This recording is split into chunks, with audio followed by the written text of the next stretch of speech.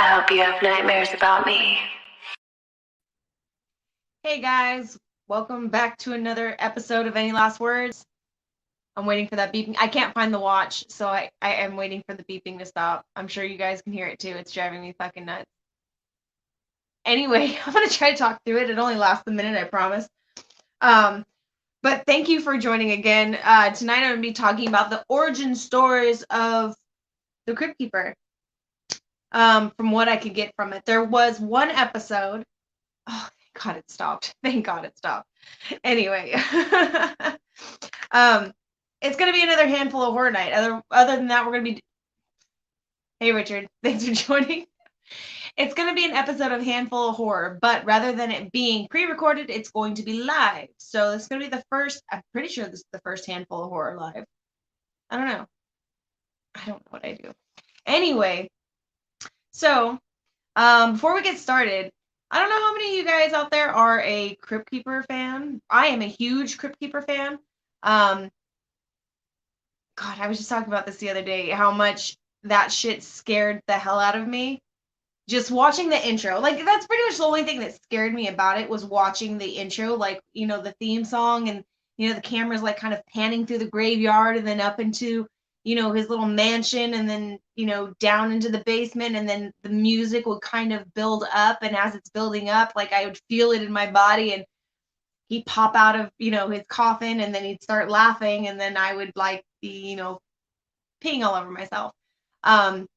But after a while, it got to the point where I'd start covering my eyes because that music build up at the beginning would get me. And I would start telling my brother, like, hey, like, after he pops out of the coffin, let me know, okay? And he's like, oh, yeah, sure. And we're little kids at the time. Like, our parents didn't care what we watched. Like, stick my thumbs in my ears and cover my eyes. And he'd, like, poke at me like it's done.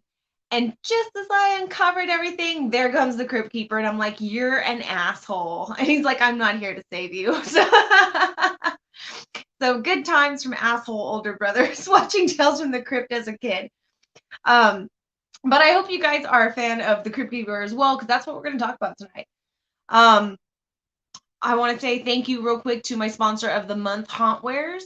We're going to be stopping real quick in the middle of this to show the little promo commercial because that's what you do when you've got sponsors. You show advertisements. Richard says, I grew up watching The Crypt Keeper even when I was little, and I couldn't really watch the actual show. I was able to at least see The Crypt Keeper. Okay. See, we got to watch the HBO one and like the primetime one. And what was the other one? It came on like super, super late at night. Tales from the Dark Side. That was a good show too. I really liked Tales from the Dark Side. It had like that really weird, wonky kind of music at the beginning, like with what was it, like a jazz, like a saxophone and like some kind of weird music.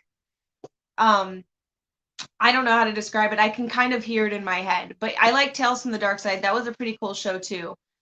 Um, oh, thank you, Mark. Thank you. I appreciate it.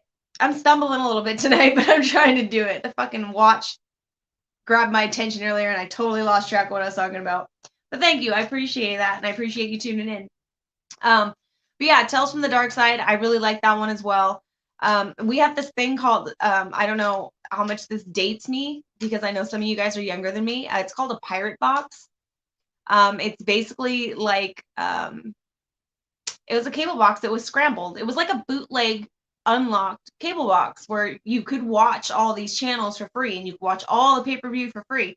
So that's how we got to watch Tales from the Crypt as a kid, is we had a pirate box. And when mom and dad went to bed at night, or when my aunt went to bed at night and we were at her house, we would stay up late and we would watch Tales from the Crypt, even all the naughty bits. Just saying. I should have Tales from the Crypt style opening and pop up out of a casket. That would be pretty dope. I'm not gonna lie. My guy can he does quite a bit of carpentry. He could probably fashion me a coffin with a hydraulic to push me up, but then he might mess it up and I might fling out of it. I could just see me go bam, just right into the camera. I could see that. Okay. So yeah, let's get into a couple of facts about the origin story of the Crypt Keeper.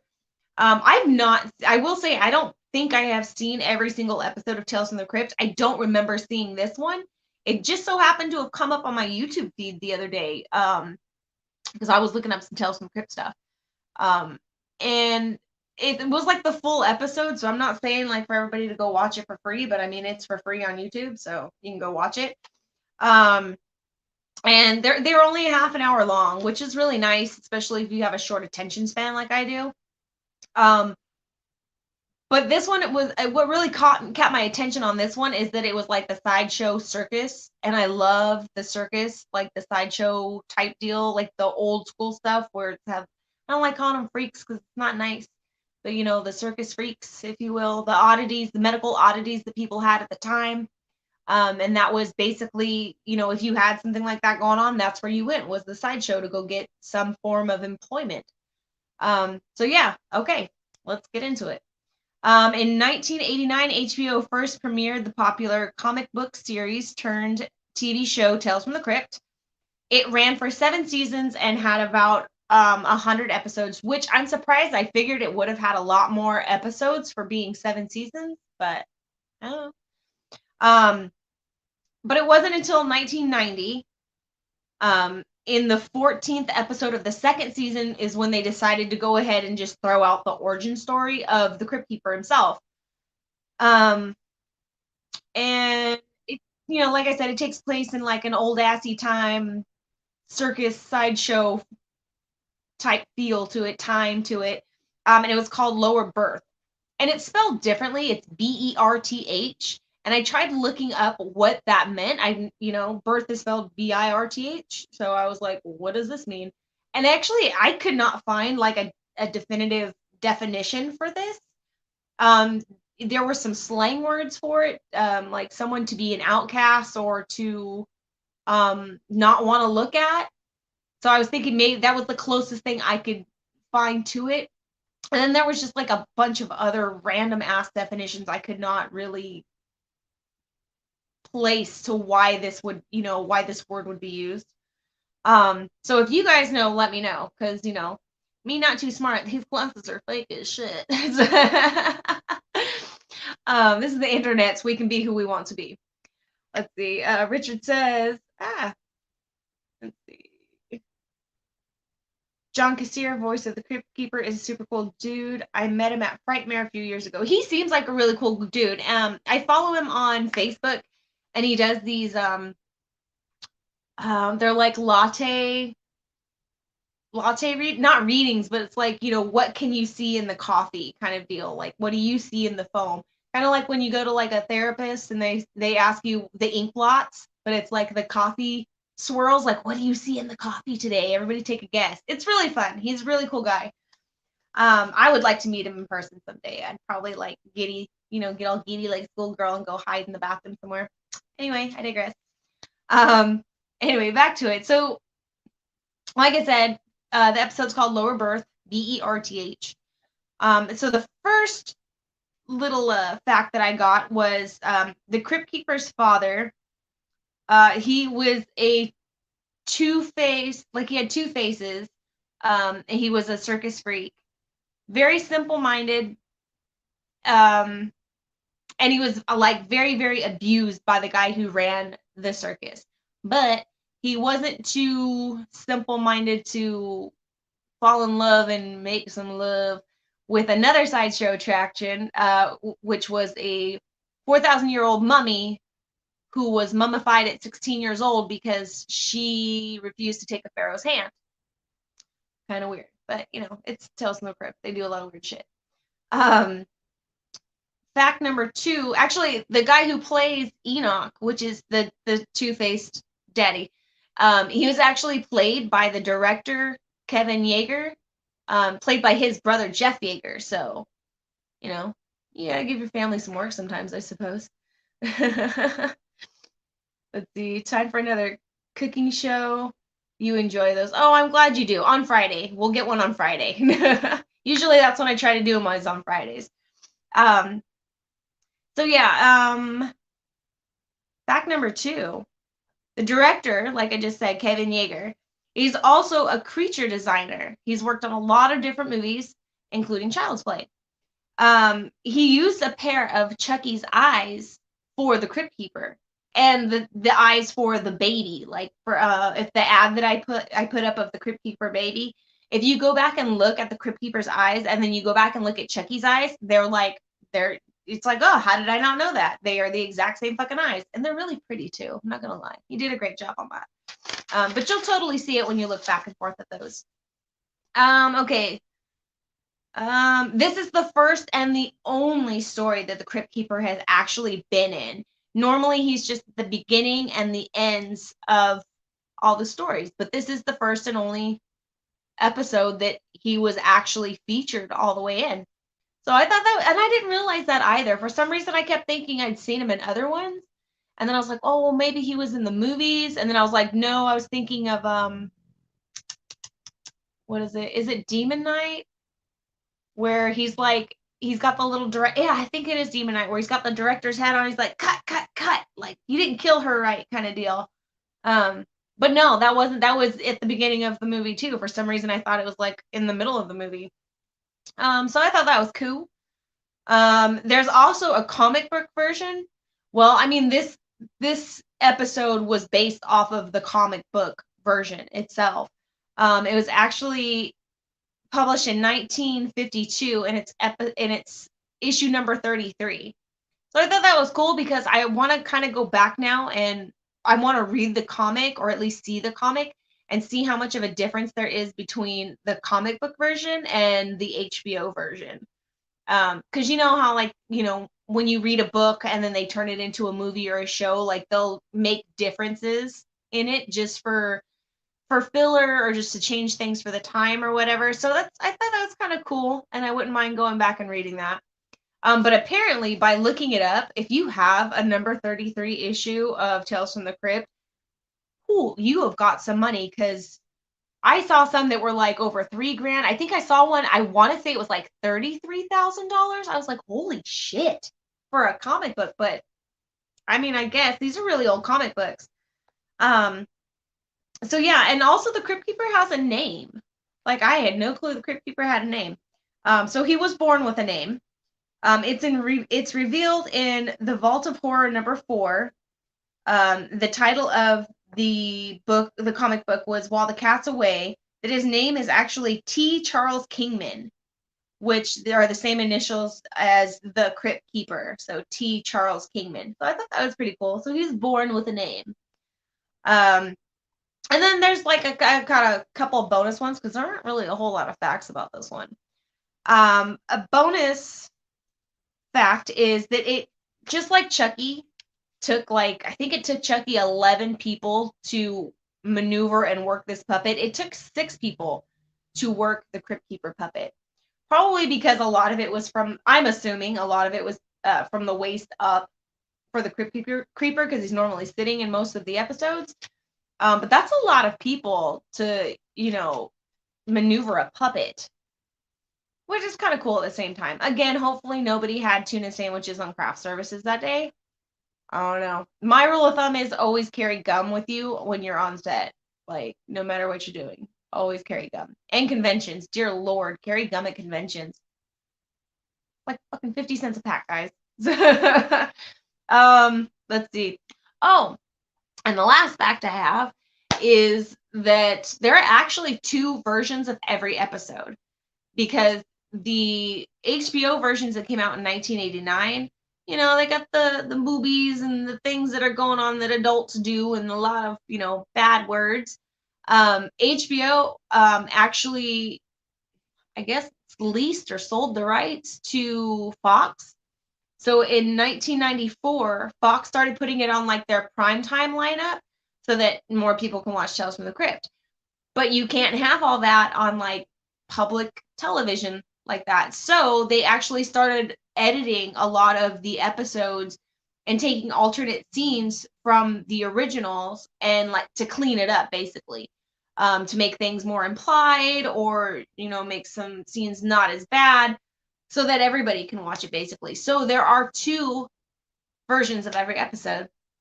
And I wonder how that is on DVD. I know when you buy this, I've not been able to get all the seasons, because where I know you can go online and buy like the box set, but every time I've seen it in the stores, it's like you have to buy the individual seasons. And I like buying things physically. I don't like buying everything offline because some things get damaged or they're not really what you thought they were going to be. So I like to see it before I buy it. Not with everything, but certain things. I like to see it. So something like that, I would want to see the whole set before I just say, I'm going to buy this and pick it up. I'm not going to necessarily trust Amazon every single time. Not with the UPS drivers I have, by the way. The new season starts tomorrow of Chucky. Oh, it does? Ooh, I don't know. You tell me. You watch the first one and you tell me how it is, Richard. I trust your judgment. So you tell me if you watch it. Tell me how it is. Because I don't know. I saw previews to it. I was reading about it. I don't know how I feel about it. So if you watch it, you please let me know how it is. Do I do anything for Halloween anymore? You just watch scary movies. You know, it's the past couple of Halloweens have been kind of weird for me. Normally I just, I decorate my yard and sometimes I'll dress up real scary and I pass out a lot of candy. Past couple of years have been kind of touchy for me, so I just kind of started getting back into doing stuff for Halloween. I'll probably just pass out candy and watch scary movies, and it's on a Sunday this year, so I have to go to work the next day, which double sucks because my birthday is the day after Halloween, so I got to go to work on my birthday. So it's like, that's great. Love it. It's going to be nice. But I get leftover candy if there's any. There's always leftover candy. I always take handfuls out and put that shit to the side. So and I have to monitor my guy because he will give handfuls to the kids. That shit is gone quick. I'm like, dude, it's like it's only into trick or treating for 30 minutes. Like I have to go back to the store. This is impossible. 2 pieces per kid, unless they got a badass costume. Then you give them 4. So, but yeah, I think it's just gonna be passing out candy and watching movies this year. So just keep it kind of light and easy. So can't be too bad. Do you have any suggestions for something to watch on Halloween that would be, really good and special to watch? Because we just kind of watch whatever. I like to watch the Great Pumpkin because I do like the old school Charlie Brown. So I do watch the Great Pumpkin. What else do I normally watch?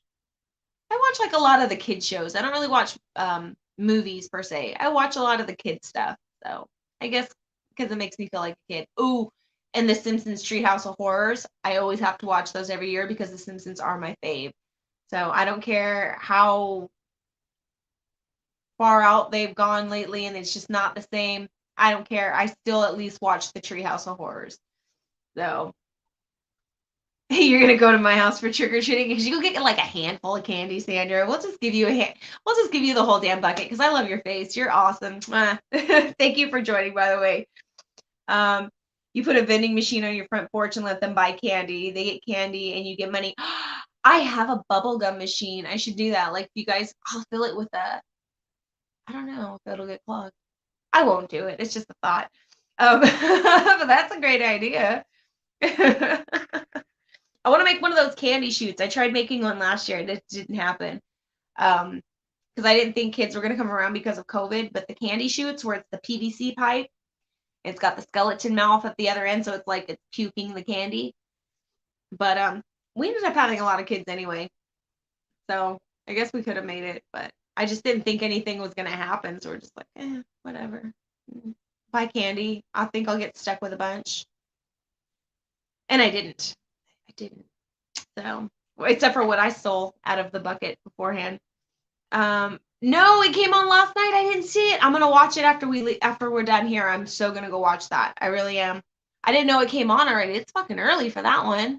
Normally, it's more like it's like way closer to Halloween. Normally, actually, I remember some years it used to play on my birthday because The Simpsons come on Sunday nights.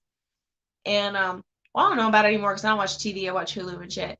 But there had been some times where it would come on my birthday because, it would be Sunday and my birthday's November 1st. So it'd be like, it'd roll over and I'd be like, yes, I get cake, candy, ice cream. I go wear my costume a second day and I get the seats. Sorry, I don't know what that was. Use a t-shirt cannon to shoot at your candy. Only at the shitty costumes, like, here, catch your candy. You've been doing time since you watched scary movies. Yeah, Charlie Brown and The Simpsons is a must. Got to watch Jason and Child's Play. Jason and Child's Play. I'm not a huge Jason. Well, yeah, I'm not a huge Jason fan. I'm not a huge Halloween fan though either. Not the season, the movie. But I think I'd rather watch Halloween than Friday the 13th. They're not bad. They're really not bad. I'm just not huge on the camper slasher stuff. I don't know why. It never really kept my attention. Like Sleepaway Camp, it was a great movie, but it's not one that I would go back and watch over and over again because I just can't. I don't know what it is about the camp slasher stuff. Even with American Horror Story 1984, whew, that was so hard to get through. It was so hard to get through. I just want to chalk it up to because it was a slasher, a camp slasher, and I'm just like, I don't know why. Maybe because I never went to summer camp. I don't know. I really don't know. Oh, Freddy. Oh, I love me some Freddy. I love Freddy. So yeah, that's my homie, right? I wouldn't say he's my homie, but he's cool. I like these stories. So it's funny because my guy and I were just talking about maybe about a week or so ago. We were talking about how Freddy Krueger is probably one of the very few horror movie villains that you cannot really feel sorry for. It's kind of like, yeah, you wish he would die every single time because he's the how do we say it on interwebs land without getting banned or blocked or censored? Like, he diddled the kitties. So you don't feel bad for him when he dies. You don't feel bad for his story. You're like, you're a piece of shit. And if I was one of those parents, I would have burned your ass in the fucking boiler room too. I probably would have done worse to you. So you can't really. He's an awesome character. It's an awesome movie. They're awesome movies. But he's one you really cannot feel bad for him when he dies, and you really cannot feel bad for him for the way he came about being Freddy Krueger. So you're kind of always rooting for him to die in a way. So it's so totally off topic from Tales from the Crypt, but it's all horror, so it's all good, right? Let's see. Yes, Ernest Scared Stupid. That's my jam too. I fucking love Jim Varney. He was R.I.P. I loved him so much. He was great in the Beverly Hillbillies too. Yes, Ernest Scared Stupid. What do you call it? It's like a Miak. Instead of milk, it was Miak. I should do a show on Halloween. I probably will. Just because there probably won't be a lot going on. So, except for passing out candy and shit. And a lot of times I end up leaving that to the guy to do. I'm just like, I'll deal with my dog. Although my dog loves Halloween. She does not like adults, but she loves little kids. I don't know why. She loves the shit out of little kids. Any little kid that comes to the door, she does not bark. She's super excited to see him. Her first Halloween with us, she was a rescue. She was a total rescue dog. My boyfriend found her in a field and brought her home. And she was always so sweet to us, and she was very well behaved. And we got her right a couple months before Halloween. And this little boy dressed like Batman came to the screen door, and we have one of those security screen doors, the solid ones. And twinkle tweet, just a little guy, and she's just wagging her tail like all crazy. I was like, okay, I never seen her do that before because normally adults come to the door and she wants to rip their face off, but whatever. And the dad, he was at the bottom of the steps on our porch, and he had his back turned, so no one noticed him at first. And he turns around and he goes, "Oh, what a pretty dog," because she's a brindle pit bull. And she lost her shit when she saw that man. But after that, it was like every single child that came to the door, she was just like, oh my God. And she knows what trick or treat means. She knows trick or treat means you're going to get something. So she loves Halloween and she loves trick or treat. Electric screen door. No, not an electric screen door. She is all the security I need for that door. I don't need any kind of shocking going on there. So real quick, guys, I'm going to jump into my sponsor video that I'm showing every episode. My sponsor of the month is HAUNTWARES.com. I wore this t-shirt last week, and I'm wearing the t-shirt in this ad. They have a lot of really, really good merch. They're a small business, but they make, big company quality shit. They have 3D t-shirts, which look, I've never seen a 3D t-shirt before, but you guys go on their site and check it out. They had a sale this past weekend. I don't know if it's still going or not, but you got to check it out. But here's my sponsor video for this month. To conjure the piggy man, light a candle and stand in front of the mirror on a full moon. Repeat the words, "Here, piggy, pig, pig," 3 times, and he will appear. And you will probably die. The end. Here, piggy, pig, pig. Here, piggy, pig, pig. Here, piggy, pig, pig.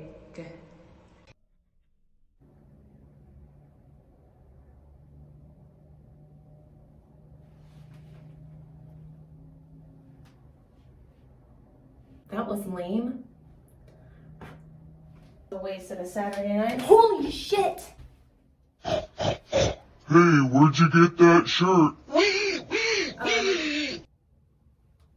HAUNTWARES.com. You can get a bunch of original and vintage inspired merch and apparel. Freaking sweet. HAUNTWARES even has 3D t-shirts too. So, is this what's supposed to happen when you appear? Because I'd kind of like you to leave now. All right, that was my commercial for HauntWares.com. Again, thank you guys for being my sponsor of the month. And I love how that piggy man had the same hand tattoos and nail polish as I did. Crazy world, huh? Anyway, let's see. I got comments. I can't see them. Oh, your shirts are coming. Oh, that's right. Thank you so much for ordering. I really appreciate it. You ordered a lot. I was like, damn. Thank you. That's a lot of love. That's a lot of love. I got some stuff to send you too.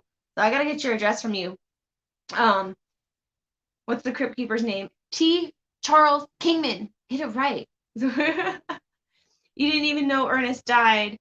He died in how? Oh, he died a few years back. I think he had I want to say he had lung cancer. I want to say he had lung cancer, but he got real sick. I want to say when they were doing the last Toy Story movies, he got really sick. And he was like, he was bald, and I mean, he still had facial hair and stuff. But yeah, he died a few years ago. Like, not forever ago, but a few years back, he passed away. So, I loved Ernest. Ernest Scared Stupid. Ernest Goes to Camp, one of the few camp movies I like. Ernest in the Army. There's so many Ernest movies. I love. Oh, Ernest Saves Christmas.